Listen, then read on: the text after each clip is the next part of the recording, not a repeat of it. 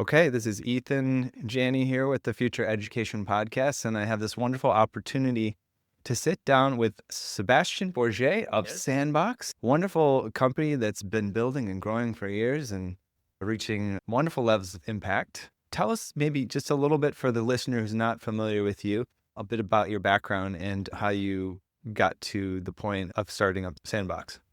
Hello, my name is Sebastian Borget. I'm co-founder and global ambassador for both Sandbox and SANDchain. I've been a serial entrepreneur for 18 years now, together with my business partner, Archer Madrid. We had multiple startups, always pioneering new technology and several exits. Around 2011, I was able to turn one of my childhood dreams, which was like to make a video games one day, into a reality when we co-founded this mobile game studio, and we were one of the first in free-to-play. But at that moment, I also realized that it wasn't enough from just myself to make game. I wanted everyone to be able to make games. So the idea of Sandbox was born at that time. We leveraged like the new feature of smartphone, which is like the touch screen, really gave this feeling of magic as you played around with your finger on the screen to create 2D pixelated world that you can share in an online gallery with others. And it turned into a massive success. We had 40 million downloads over 8 years and 70 million player-made creation. So we're really proud that we've been empowering dozens of millions of people to make actual games and share them.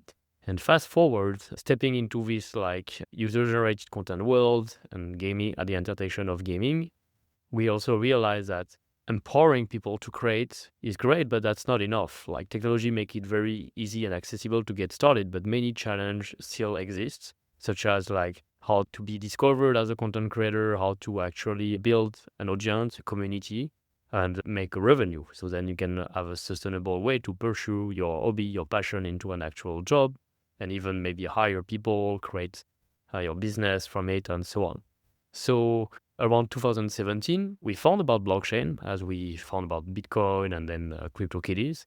We found that the technology could help the creators, not just with creating content, but also like owning the content they create and have the freedom to choose how they use it, whether they use it in Sandbox, outside of Sandbox, they could sell it on the marketplace, and they could monetize it directly. That was the first foray into like as well the importance of financial education for content creator and helping them to monetize and make a living from their activity.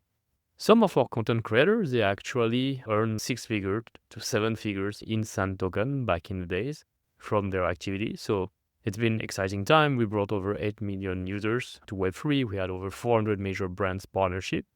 And very recently, on the October 1st, we announced SANDchain, the next chapter for Sandbox, because we felt like everything we've do, empowering creator while limited to gaming. And actually, we want to provide solution that works for every content creator, no matter which platform they actually are.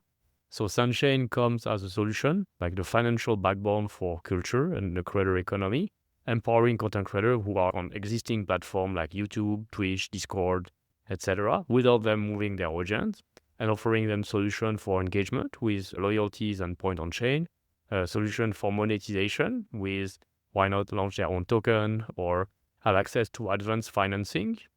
So it's still incredible today to know that on average, it takes 30 to 60 days for a creator to actually receive their payouts from the platform, like the ads, revenue, and so on. And so during all that time, they cannot actually reinvest to improve their production or, I don't know, whatever expand they have like for traveling or even hiring people. So we're looking at providing solutions that use, for example, blockchain to advance payout to creator and eventually as well for them to not just rely on donations from their audience or fandom, but also work with them and offer them an opportunity to support them while getting back a good value for that. For somebody who's not so deep into it, it seems like a whole complicated new world, you know? And one of the things that I'm focused on here is the future of education. And so I'm curious, take a step back and think about, what kind of education do you think that the children of today, somebody maybe high school age, college age, what do they need to be learning to be prepared for a future in which, I don't know, they might be earning their living making 6 or 7 figures in Sandbox, right? What kind of tools do you think they need, and how do you think we go about educating for the future? Well, I think education isn't anymore like what we think. Like it doesn't happen in a classroom where you sit and you just listen to the teacher. Of course, it's needed. the world still works like this. You have to build a curriculum and pass some exam and so on. But most of the most valuable skills you will learn, you actually will learn outside of the school. For example, financial literacy. But you don't need to take a complicated financial course to do that, like playing video game, making choices in games where you choose wisely where you're going to spend your virtual coin or your digital assets to maximize the outcome on your decision so you can progress faster, you can level faster, you can fight against that boss, or you can jump further and so on. Gamers have been doing that forever, and that's, I think, like an example of how gaming actually has been a great driver of financial education. The second thing I think is like what many people didn't realize is with crypto in general, it's been one of the largest driver to educate people toward, again, financial literacy. Very complex concept around like staking and yield and loans.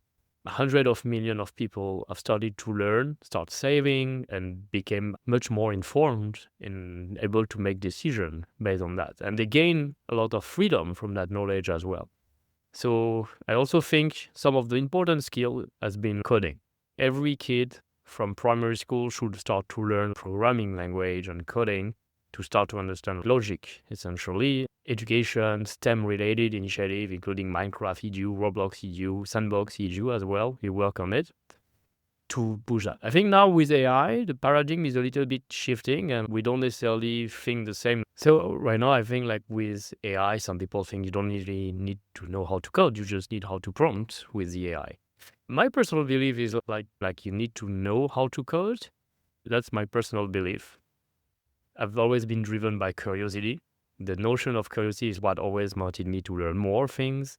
And that's why I chose to be an engineer. That's why I chose to be an entrepreneur. I wanted to learn and understand the thing I didn't understand. And I wanted one day to build my own always. So let's infuse that feeling into the new generation of like, why don't you build your own and you will understand better how it works. So playing with practice, whether it's doing physical, do-it-yourself kind of kits, playing with electronics, making games as well. Those are very important skills that new generation should acquire. And financial literacy, again, very important skill they need to have. Wonderful. Thank you so much, Don. We know you have a flight to make. We appreciate you taking a minute to chat. Any final words for the listeners, place you want to send them to get involved or learn more? Absolutely. Well, I think, again, there's no better way to learn than by experience. So if you're curious, you want to get started making your game, go to sandbox.game, download, experiment, show us what you create with it. Don't be ashamed. We always have to start, and we'll never be good at something when we start it, but with practice, we get better. So you need to have the confidence and the courage to start. Thank you so much.